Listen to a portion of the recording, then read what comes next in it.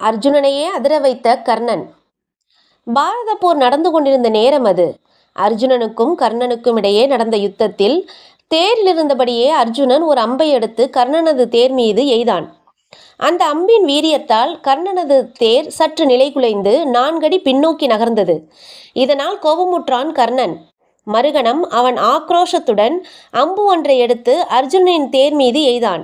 அதனால் அர்ஜுனனின் தேர் ஓரடி பின்வாங்கியது.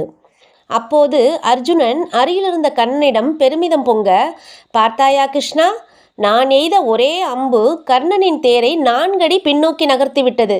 ஆனால் பதிலுக்கு அவன் எய்த அம்பு எனது தேரை ஒரே 1 அடி மட்டுமே பின்னுக்கு நகர்த்தியது என்றான். அவசரமாக அவனை இடைமறித்த கண்ணபிரான், அர்ஜுனா, இதை நீ பெருமைக்குரிய செயலாக கருதுகிறாயா என்றார். கண்ணபிரானது குரலில் பொதிந்திருந்த ஏளனத்தை கவனித்தான் அர்ஜுனன். கண்டிப்பாக, அதில் என்ன சந்தேகம்? சற்று உஷ்ணமாகவே கேட்டான் அவன்.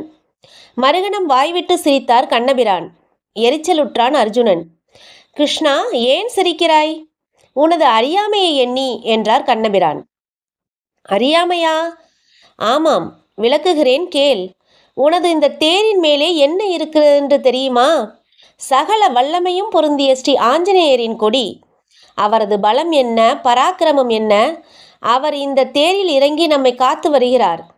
மேலும் உலகை காக்கும் நான், வில்வித்தையில் நிகரற்றவனான நீ, இப்படி 3 பேர் இதில் உள்ளோம். ஆனால் இதையெல்லாம் மீறி ஓர் அம்பின் மூலம் தேரை ஓரடி நகர்த்திவிட்டான் கர்ணன். அதனால் உண்மையில் அவன்தான் பெருமைக்குரியவன் என்றார். கண்ணனின் விளக்கம் கேட்டு அர்ஜுனனின் தலை வெட்கத்தால் கவிழ்ந்தது.